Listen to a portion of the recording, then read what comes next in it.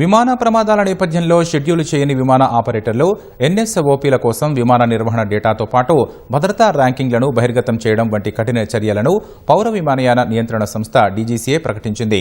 జార్ఖండ్లో non scheduled operator నడుపుతున్న air ambulance కూలీ 7 మృతి చెందిన వేళ అన్ని ఎన్ఎస్ఓపీల ఆపరేటర్లతో డీజీసీఏ సమావేశం నిర్వహించింది.